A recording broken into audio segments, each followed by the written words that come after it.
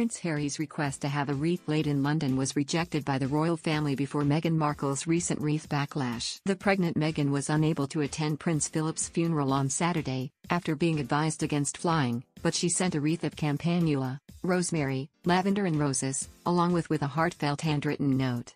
While many saw this as a way for the Duchess of Sussex to pay her respects without being there personally, she was accused of leaking details of it to the press as a publicity stunt. Commentator Daniela Elsa wrote in the Australian news outlet news.com.au, "What is bewildering here is why and how, on a day which should have been resolved solely focusing on celebrating the Duke, that still something Sussex-related has managed to end up in the headlines."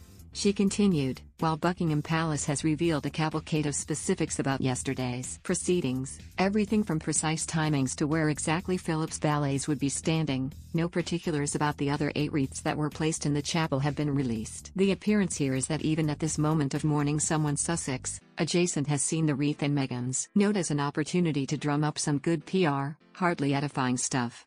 However, Meghan fans jumped to her defense, fuming at the hateful attack on the Duchess trying to do a nice thing.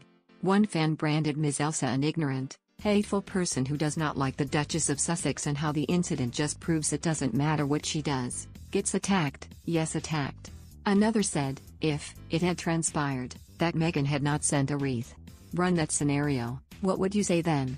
A third said, Meghan is gracious, handwriting her condolences with a lovely thought, out very personal wreath. However, this is not the first time the Sussexes have been embroiled in the row over wreaths. In November, Prince Harry was deeply saddened when his request to have a wreath laid on his behalf at the cenotaph on Remembrance Sunday was rejected by the royal family, according to the Sunday Times. The decision was reportedly taken because he is no longer a working member of the royal family. At the scaled-back event at the cenotaph, Prince Charles laid his own wreath and one on behalf of the Queen, who watched from a nearby balcony. Prince William, Princess Anne and Prince Edward also laid wreaths, each on behalf of different branches of the armed forces. Meanwhile, Prince Harry marked the somber date by visiting the Los Angeles National Cemetery and laying a wreath by the graves of 2 Commonwealth soldiers. He also marked Remembrance Day by appearing on the Declassified podcast alongside other veterans and members of the military.